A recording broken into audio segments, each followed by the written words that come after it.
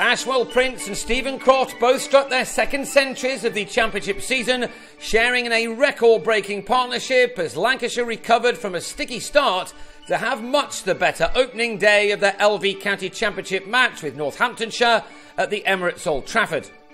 Glenn Chappell batted after winning the toss, and Paul Horton and Alex Davis looked to make the most of that decision in what is a big match for Lancashire in their bid to move clear of the relegation places. Northamptonshire have become the whipping boys of the First Division this year, having lost their last 6 matches. But they were able to play David Willey as an all-rounder for the first time this season, while Stephen Crook got the first wicket with his 10th delivery. Davis trapped right in front of his stumps after making half of the runs of an opening partnership of 28. In the next over, Usman Khawaja was also LBW, Azarullah the man this time to find some late movement to defeat the batsman who was out for a single. That movement led to a third wicket in the space of 11 balls as Horton nicked Crook behind to leave Lancashire in trouble on 33 for 3, Horton gone for 10.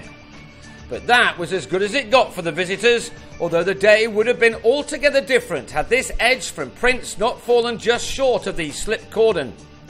With a dry Old Trafford pitch expected to take turn, Northamptonshire included Graham White in their team for the first time this year.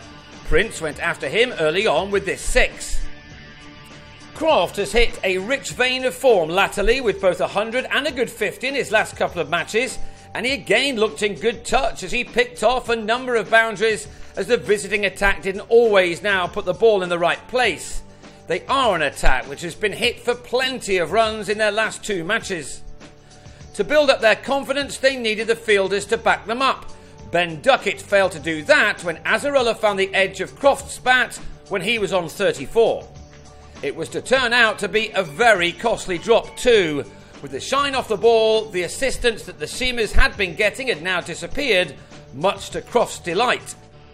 A lovely straight drive off Azarullah took him to another 50. That was his 7th boundary, which took him to his half-century off 85 balls. He'd had the majority of the strike in a partnership with Prince, which was soon to be in 3 figures. The confidence gained by those early successes was visibly disappearing from the visitors. Even when the bat was beaten, the take behind was not a good one. That play and miss was a fairly rare occurrence by now. Willey wasn't able to produce his best either after spending so much time on the sidelines with a back problem. Prince moved to his 50 off 71 balls, this one of his 7 fours to go with his 1-6.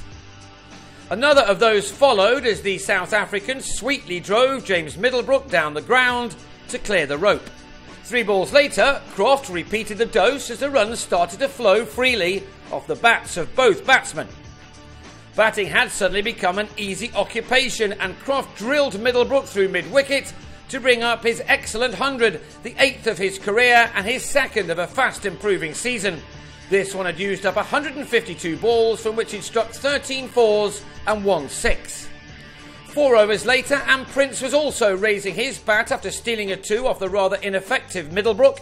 This was the 39th time that the former South African Test player had reached 3 figures in a first-class game.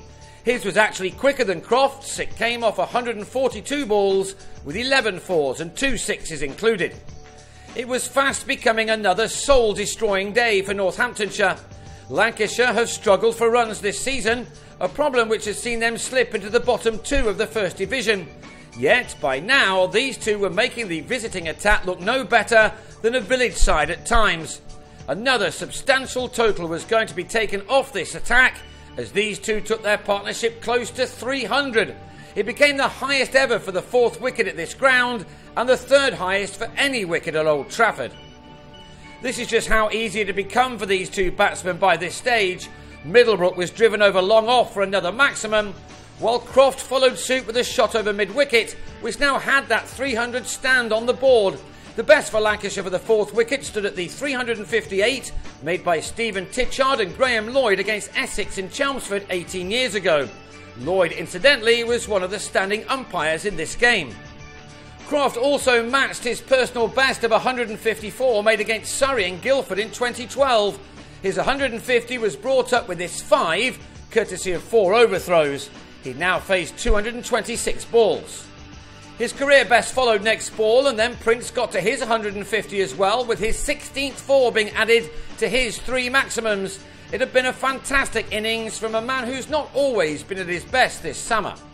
Nor have Northamptonshire, who are now looking well and truly fed up, as this extraordinary partnership moved on to 332, with no sign of it being ended even with the second new ball.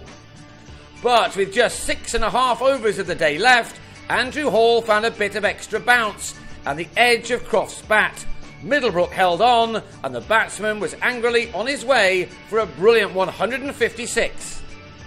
Prince and Josh Butler saw out the final few overs, with Prince ending the day on 161 made from 234 balls, 8 fewer than Croft had needed for his big score in a partnership that had lasted for 76 overs. Lancashire will secure maximum batting bonus points on the second morning for the first time this season, when they go again on 384 for 4.